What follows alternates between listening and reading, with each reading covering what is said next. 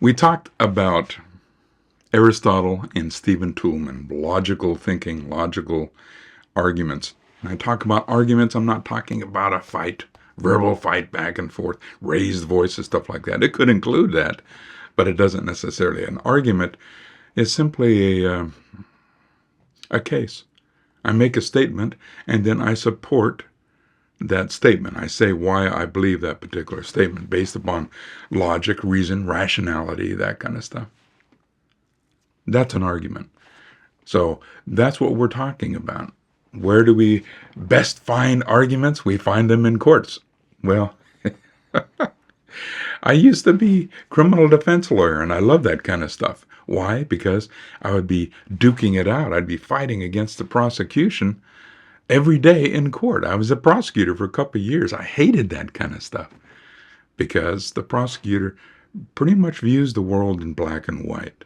Right? It's a very deductive kind of thinking. And everybody is guilty of something. For the prosecutor, it's just a matter of time before they figure out what you did wrong. And they're coming to get you, right? They have what we call in the United States the white hat complex, which means they're the good person, the only one saving society from all the bad people, and you are among the bad people, right? But when it comes to logic and logical systems, the syllogistic thinking, it can get you a certain distance. And for prosecution would like to be able to say that if someone does A and B, then they are guilty of C, right? This person did A and B, the conclusion being they are guilty of C. 100% assurance in their conclusion that they're correct. Well, life is not quite as simple as that. There's all kinds of stuff that enters in, including, and the most important of which being intent, or what we call the guilty mind that a criminal must have. So in order to be guilty of a crime, there must be mens rea, guilty mind, and actus reus, a guilty act. You must do something wrong. If you do something wrong, but you don't have bad intent, it's not a crime. It's just, well, it's a bad act, a mistake, or an error, or a misjudgment, or maybe recklessness, right? It could be any number of things, but it's not necessarily a criminal act. Well, Toulmin, when he was developing his systems, it's said that he went to court and watched many court cases. I don't think the system was based upon the thinking of lawyers and arguments in court. However, that may well have entered into Toulmin's thinking when he was developing his logical system. And it helps to break down the complexity of court cases, legal cases, by viewing them through a Toulmin prism. So it's pretty good tool to use for viewing the world and viewing legal world or court cases in particular. And so we'll focus on that a little bit today. So Toulmin, remember, it's all about justifying our particular claim. For prosecution, that would be a claim that this person is guilty. For defense lawyers, that would be a claim that this person is not guilty or cannot be found beyond reasonable doubt to be guilty. So not that they're innocent, but that they're not guilty beyond reasonable doubt. Right? Not all doubt, remember, reasonable doubt. Doubt that makes sense, that a reasonable human being, rationally speaking, would come to a conclusion on that kind of doubt. Right? So it's emphasis on justification for our particular case. And it addresses the counter-arguments of the other. So the prosecution makes a claim, makes an argument, defense counters those arguments. Prosecution changes their arguments to deal with the counter-arguments, and then the counter-arguments counter the changes in the prosecution's approach. Right? So it's constantly going back and forth. We can liken the court experience, and at least in criminal trial cases. I'm not there for civil cases. I was there for criminal. I was a criminal trial lawyer. I love that kind of stuff. We can liken it to debate, not Lincoln Douglas debate, but parliamentary debate, where someone has to fashion their argument in response to a proposition, and they have 15 minutes to 30 minutes to come up with their arguments, to marshal whatever resources that they can to support their claims, and then they have to think and act by the seat of their pants, right? And changing, constantly responding to the arguments from the other side. It's very similar to that. It starts off with this whole idea of a proposition leading to a claim, and that claim is rebutted. It pushes a burden of proof once you've met the prima facie nature of making that case or that claim stick, right? It pushes the burden of proof off to the other side. Now they have to prove that there was a problem with the case in chief and the prima facie evidence that was supported by the claim of the other lawyer, that kind of stuff. As parliamentary debate is all about that kind of stuff. I think it's excellent training for a trial work, at least in the criminal justice system. And here's a few ways to simplify even the process of Toulmin's logical analysis of criminal cases. Part of making a case for the prosecution is to look at all of the facts, right? The facts. This person was present at that time, right? They had the capability of doing what they were doing, right? They did these particular things, which would suggest that they were intending to do whatever it was that they were doing, right? And there are witnesses that saw that. That would be the evidence. Those would be the facts of this case. And you get those facts of the case and you try to meld them with the crime. What are the basic parts of the crime? Basic parts of those crime are what we call the elements of crimes. So we look at the fact that there is harmful or offensive touching of another person with intent, with no permission. Right? Those would be the elements of the crime of battery, for instance. You can attack the thinking of the person that tries to meld those facts and those elements together to show that each of the elements of the crime has been demonstrated beyond reasonable doubt by attacking each one of the facts, or by attacking the warrant that linked that, or focusing on the intent to show that the intent might have been to do the act, but not necessarily in a criminal fashion. It wasn't a guilty mind. It was an intent to do the thing, but not necessarily to break the law in doing the thing, for instance. Get into all kinds of questions between general and specific intent. We won't get into those in this particular video. It's beyond the scope.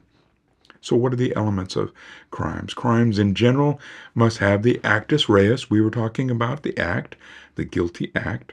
Actus reus would be the Latin term for that. And there must also be the mens rea, the guilty mind. Remember, the guilty mind and the guilty act together are necessary for everything to be considered a crime.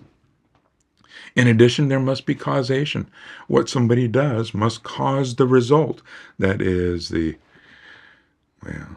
prohibited result in these particular cases. In some cases, the act itself is the prohibited result.